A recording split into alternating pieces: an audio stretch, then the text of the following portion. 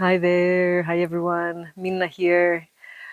2nd of February 2025 in the Maloca, the Dieta Center at Boa Vista Village in the upper Jordão River, indigenous Kaxinawa territory in the state of Acre, Brazil, near the Peruvian border. So tomorrow I'm going to be starting my third 30-day dieta with raremuka, a medicinal plant that the Hunikuin people work with. The Hunikuin people here, they don't do diets in the way the Peruvian curanderos and shamanism work with lots of different plants. Here it's like raremuka is the main one, and then they also do the diet of the jiboya, the boa constrictor. And then there are some others that they might, be 1 or 2 day diets, but the zraremuka and the boa diet are the main ones where the Hunikuin people connect with the force of nature, with the force of the spirits of these beings to learn, to gain their strength, yeah. So as usual, before diet, a lot of things come to the surface. I've had a challenging few weeks. It's been a challenging, 2024 was challenging for many people, for me as well, like really feeling like going through like some kind of death portal and coming out, or realizing how much conditioning and ways of working and thinking and functioning and choosing and feeling and everything, how much kind of has been distorted and unhealthy, and it's all being kind of like realigned, and the old ways are falling away, and it's I feel like there's like this mental, rational, logical way of pushing through life and like trying to survive by striving is like totally not the way it works anymore. And life is asking to kind of open to the flow, to trust, to work in cooperation with the spirit world, with other people. And having grown up I've grown up traveling around in and living in lots of different cultures and societies, but like my core kind of conditioning still comes from my Finnish ancestry. My parents come with the Finnish conditioning, and there's a lot of stories around lack and limitation. There's a lot of guilt and shame about like, oh my God, everything, like feelings and asking and speaking and doing, and just for existing and for being different and whatnot. And it's like all of this has been like surfacing in like such an intense way the last few weeks. Like I've realized how one of my coping mechanisms in life has been, and I think it's for maybe it's part of like the human biology. It's like to be able to survive, we need to like belong and fit into the system that helps us to stay alive. So it might be like here in the village, here in the forest, the indigenous people, they live in communities, so there's like certain rules around how you live and work and function as part of the community, so that the community itself is kind of like its own entity and organism. And then like how I grew up, like with my father, my mother, and my sister, we were like the four of us traveling around, moving from one country to another. So this like the importance of this nuclear kind of family has been really strongly wired into me. And in Finland,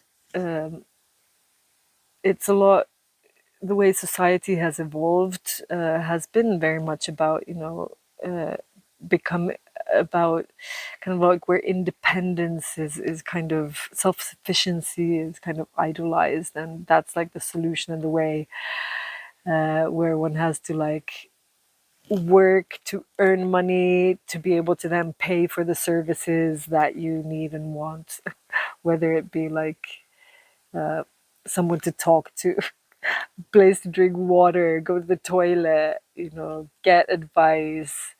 When you're an old person, you have to pay to be taken care of as well. So this whole concept about money, how it's like totally wired into our Western society and system, and this kind of total individuality, it creates this kind of self-absorption almost, because we feel so such a lack of safety, because the community is very, yeah. And I think it's more and more like this kind of like the societal support is becoming weaker and weaker and weaker as population is growing and inflation is doing its thing.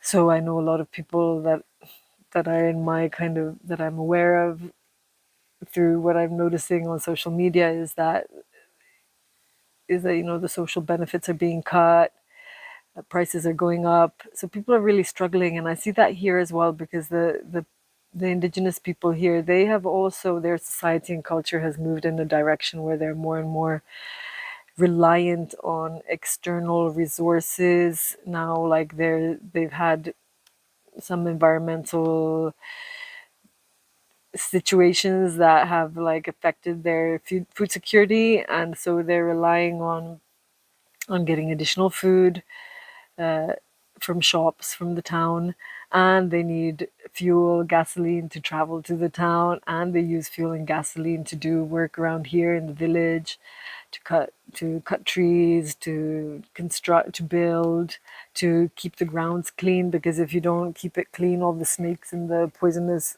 creatures come close to the houses. So they yeah, there's like they also need money, and every the prices here are like more expensive than in Finland, believe it or not. And the only thing that they get an income from is usually the family benefit, or a few people have a little bit of a salary if they're teachers or some kind of have some kind of authority role. So this topic of money and independence and sharing have been very much on the surface for me, and it's so I was talking about this coping mechanism of like needing to fit in and be accepted. And this has, like, for me, uh, yeah, there's this kind of people pleasing. You want to make sure people are happy. Here also, they give gifts. And there's a lot about this, like, okay, if I help you out now, then you will help me when I am in need. And so I, coming as a white person from abroad, I'm seen as someone who has money, and I do have more possibilities to earn money than they do. I know how to read and write, and I know how to use a computer. I know, how to negotiate, or, there's a lot of things I know how to create money. And then I'm here, like, I buy some food, which I'm thinking, okay, this is just going to be for me and Renu and his kids, okay, maybe his parents, but the house, his sister with her whole family live there too. They have 5 kids, and then there's someone visiting who's helping with the cleaning and cooking, and then the neighbors, they're kind of low on food, so they come over and eat as well. So it's like, oh, the money that I spend is just like, well, it's all being shared very widely. And and then I've had this then I'm trying there to kind of like create some kind of uh, boundaries, because, like, I'm also, my income at the moment has been, gratefully I have income, I have money coming in. I'm so grateful for everyone who's like who are part of this exchange, but like compared with how much potential there is to spend money here, like my income is at the moment not enough. And I'm learning, like what's my responsibility, what isn't mine, and then to like kind of do things for other people on behalf of them. It's like it's not going to help them to become more self-reliant, and I see that a lot in my or I've experienced that a lot with my relationship with indigenous people, where or I don't know, it's my mental stories and projections as well, but they do have their history and conditioning related, that comes from like the slavery that they were under, the rubber tapping industry here at some point. They were owned by plantations, and they got their food and they got their health care provided by these owners. So they haven't really learned to work with money. They haven't really learned to take care of their own needs. Okay, they do plant their own food and they know how to work, but there are certain things like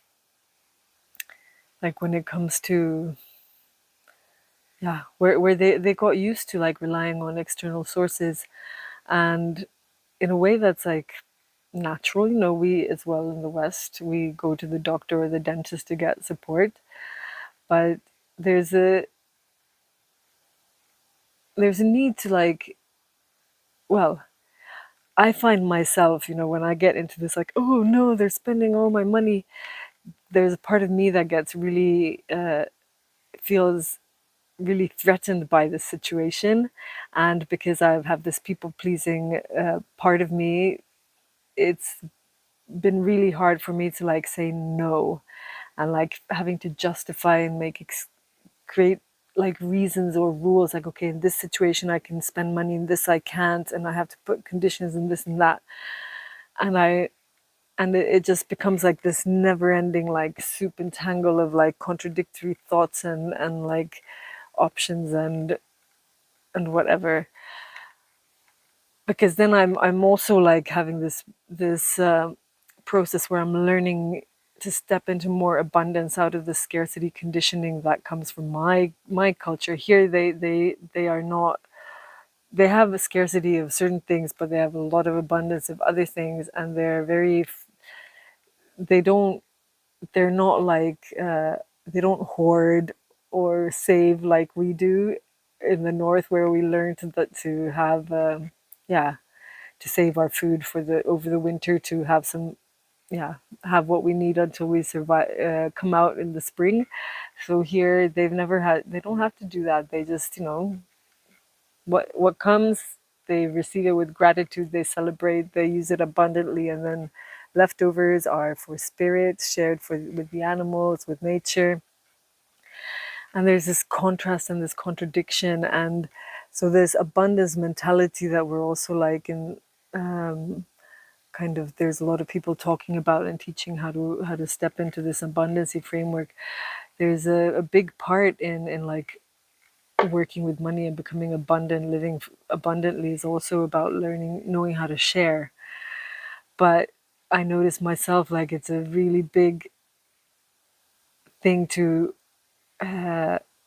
or the process that I'm going through is like, what is authentic sharing, because if one is doing it for out of pity, or because you want to earn some kind of recognition, or like, or if you're doing it to negotiate, it's like transactional, you like, okay, I'll help you now and then you help me later, it can easily go to a point where it feels like overgiving. Maybe it's not like necessarily overgiving. Like for me, I notice like where I get challenged is where there's like integrity, there's like a contradiction in integrity somehow. And like for example, like if they like, I don't feel comfortable buying kilos and kilos and kilos of sugar, because in my conditioning, I have this story that sugar is not good for you. But they love sugar, they love cookies, they love candy, and they're happy to spend their money on sodas and whatnot.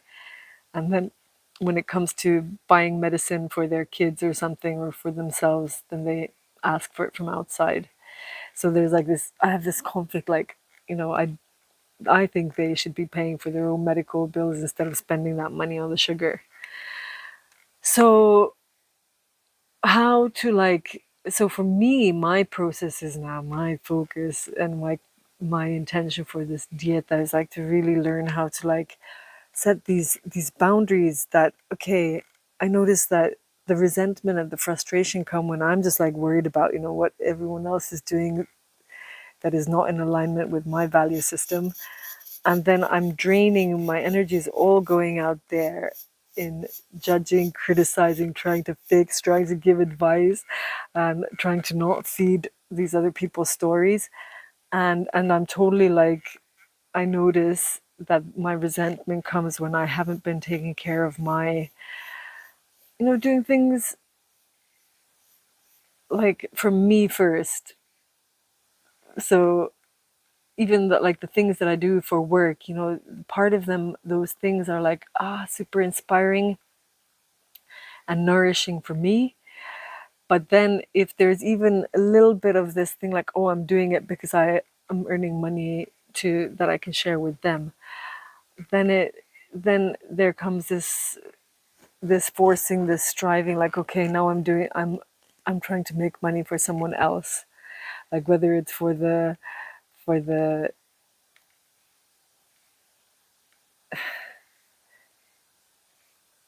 yeah, you know what I mean? Notice how I'm getting all stuck. So I've had this tendency that I work or I do things, to either try to like help other people. Well, and it can be also this way, like making videos, sharing, trying to give advice and talk to other people, help other people do better.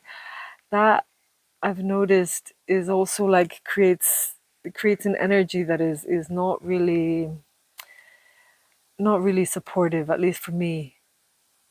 And I notice that when I do go into those modes, I go into that fight or flight system where I then get I don't feel safe, and I either like freeze and get paralyzed and procrastinate and blame the world, stuck in this victim kind of space, and create all kind of like excuses. Okay, I need to get out of here, the situation is just sucking me dry. And then I'm remembering these stories that some spiritual teachers talk about, like, oh, that get out of toxic relationships, don't stay in relationships that are not good for you.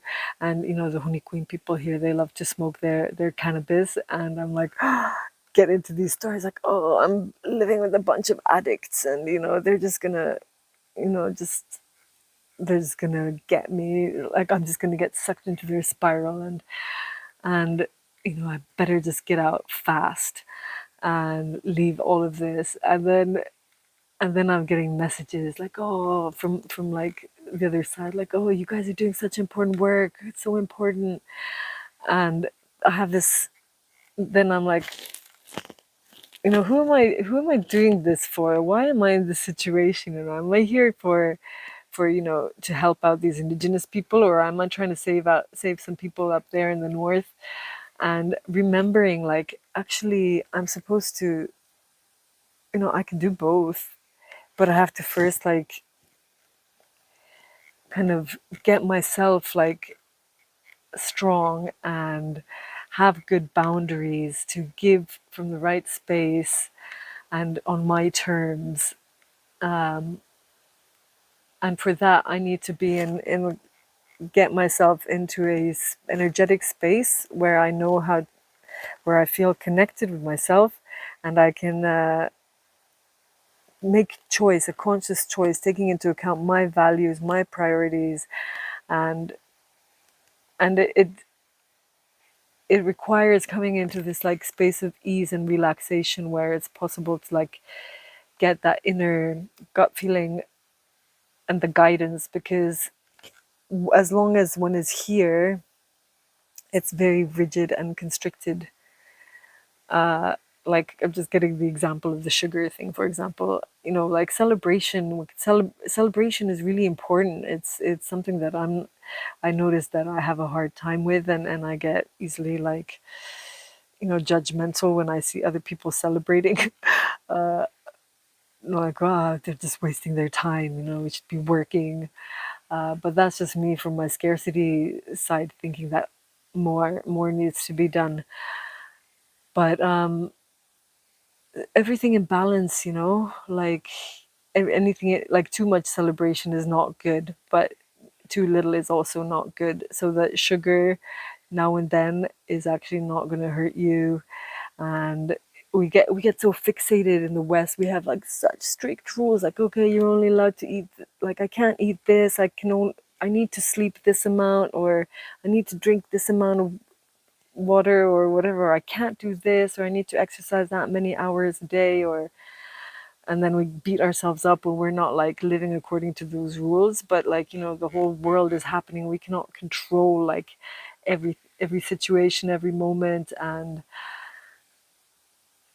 just that thinking, that control, that judgment of this is good, that is bad, it's like creates so much distress and discomfort and disease. Like with all my environmental education and background, I've got so much like, oh, genetically modified food is bad, pollutants are bad, uh, like, and here I am, I've had to really like try to take a distance from all that conditioning, because like the food here is, most of the food is probably genetically modified. Monsanto and who else? These big companies, they are doing the mass production here. And even here in the village, they use poison, to kill the bugs. And in the past, they're learning to put their old batteries, spare batteries, in the trash. But in the past, they used to even like boil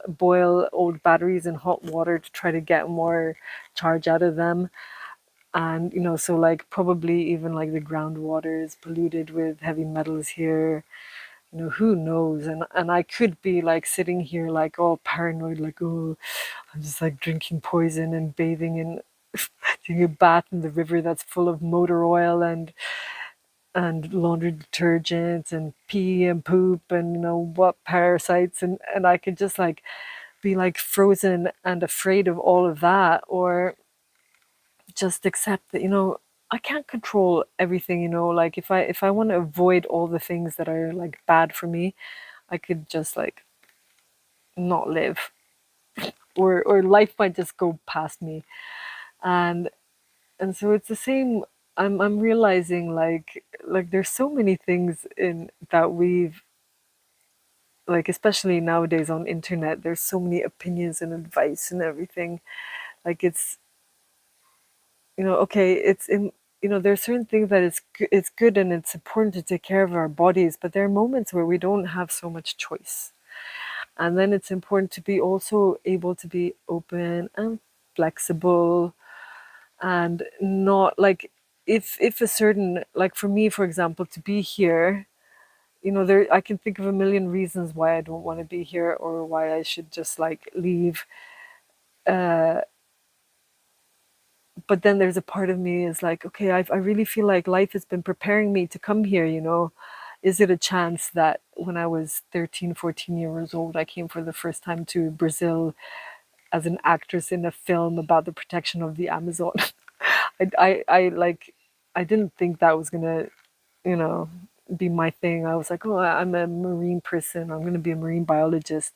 But here I am. Worked in ecotourism in the Peruvian forests, and the ayahuasca came into my life when I was a teenager. Like through books, like fascinated, drawing me. It feels like, okay, I have a job to do here. My soul came here to do something, and am I going to be brave enough to develop, to honor kind of that, whatever my life wants to, however my life wants to unfold, or am I going to be like driven by these fears and the desire to control, to, okay, I need to work like this, I need to do this and this and this so that I can create money so I can feel safe, or can I like go with the flow and see what wants to unfold and trust that there will be enough, you know?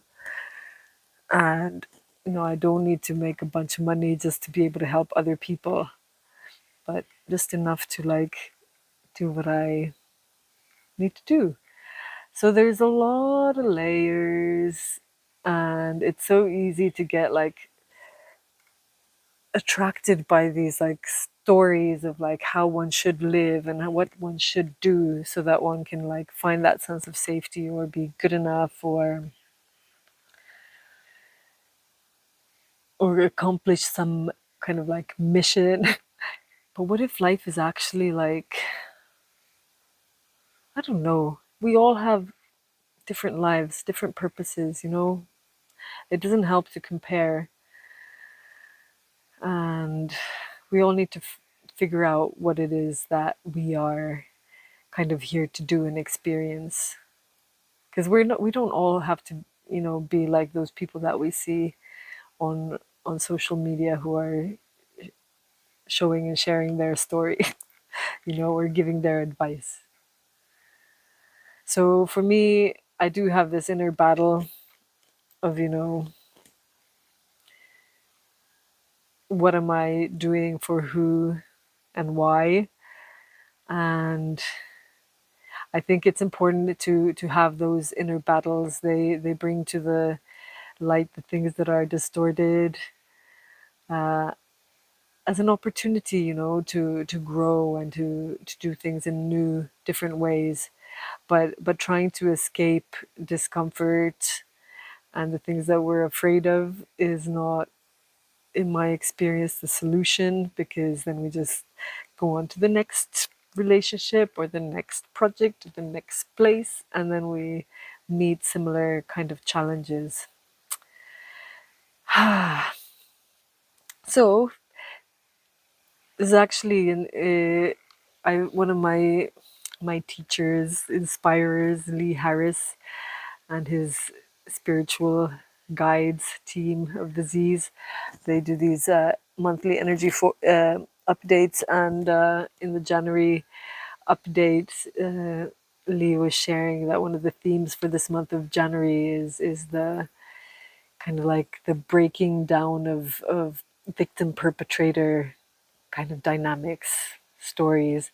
And this is a subject that I've been kind of traveling with for like a few years now.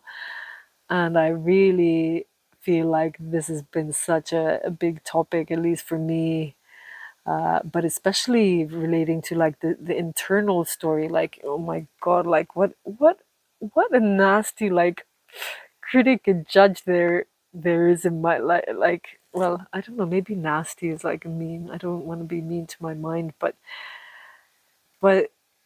yeah, not very constructive thought patterns that are there in the mind. Always trying to, like, when feeling uncomfortable and threatened, like always seeking someone to blame or to control and manipulate. And it's not pretty, and it's not nice, and it doesn't feel good. And been doing internally for myself and then also outside. And well, I'm very grateful that when his family, they don't take it personally, and they understand that it's kind of like an energy that for them, they believe that there's these Yushin bad spirits that come and mess, that interfere. And that's one way of explaining and thinking of it. But thought patterns, conditioning, that is a helpful perspective for me as well, and working with these kind of different tools and tactics to kind of rewire the mental patterns. So there's so many different tools and modalities out there. And I think it's so great that we can like pick and choose and use different ones in different occasions. Because I notice like I'm having to create to one of my things at the moment to focus on is like to develop that kind of inner strength and the boundaries. It means setting up boundaries with my thoughts, not allowing my thoughts to act like dictators that are like creating like this emotional drama and all of that. Like, no, it has to stop because it's not good for anyone. So and yeah, and when because I was for several years I was like in this whole trauma world story, and I like at some point I realized that wow, it's so easy to like if one is not careful, this very intelligent practical mind knows how to grab this whole trauma story and make it into a story where the mind starts to manipulate us with it, like keeps us addicted to this trauma, the pain, the yeah, and emotions. It's easy to get really attached to them, to be afraid of them, to feel sorry for ourselves because we feel something. But what if they're actually not something that need to be babied and fixed and taken care of? What if it's just like energy that just is neutral, needs to move, just feels a bit uncomfortable when it's happening? But what if we didn't have to feel like guilty or ashamed of it, or like we're somehow responsible for like, something about it? I noticed my body kind of relaxed saying that. So yeah, I notice there's parts of me that are thinking, oh my God, I'm talking about so many things and I'm going all over the place. And I should be more like organized and have my notes, follow a certain structure.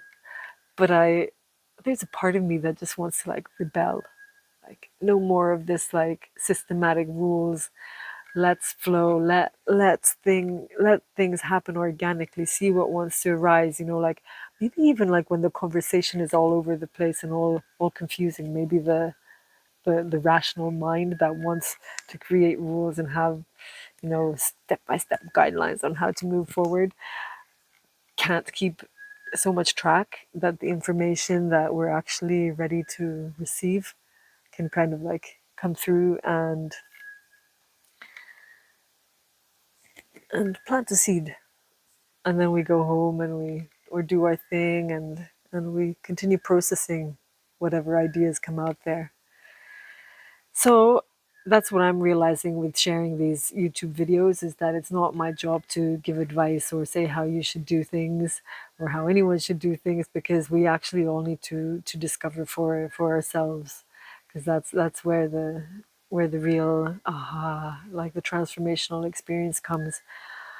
So it's enough to just show up as myself, practice talking and being okay with how I talk and what I share, and and at least I've heard some people appreciate this way. So yeah, I hope this video brought some interesting new ideas for you to reflect on. And thanks for being part of this community, this journey. Um, I had a thumbs up for the video if you're if you're if you enjoyed it, if you got something out of it, just to help spread the message. I love your comments, especially feel free to share your own insights, or yeah, what awakens in you. These spaces are for all of us, to like when we write down, when we share, that's where like the pieces fall into place. It helps the integration process. So yeah, and if you hadn't noticed yet, on I shared on Facebook and on Instagram that my Spirit Sings Songbook is now available. The third edition of the songbook is available for purchase online. It's an ebook. It comes with a couple of videos where I'm introduce the book and also how to use it and give a little bit of background about the indigenous prayers and songs and how to like interpret and work with them. And also comes with a little worksheet with a list of a few tips about how you can work with the medicine songs to support your own study or yeah, connecting with your voice, your heart, your feelings, creating space for yourself, how to hold space, how to be a channel for the prayers. So it's available for only 33 euros, and I'll add the link in the notes here. And yeah, so the Huni Queen prayers, there are some Huni Queen songs there, the ones that are like in Portuguese, the ones that are based on the ancestral traditional prayers. I'm now moving to an own book that's called the Enchanted Forest Songbook. That will come when it's ready. So though some of these Huni Queen prayers used to be in the Spirit Sings Songbook, but you know I took them out now. So if you're after those songs, you can wait a little bit longer because they deserve their own package. You know, a description of what they mean and how to work with them. So yeah, even though the actual translations and the meanings are secret until you get involved in a deeper study directly with someone who passes on the knowledge. So yeah, happy and excited to be sharing these resources also. So yeah, thanks for thanks for listening. Thanks for being part of my community, and I wish you a beautiful, magical, mysterious, transformational, blessed February. I'll be on diet, thinking about you guys and preparing new things to share. And I'll be back in March after the dieta to share some news. So I hope you'll be well and yeah, sending lots of love and yeah, thank you. Much love.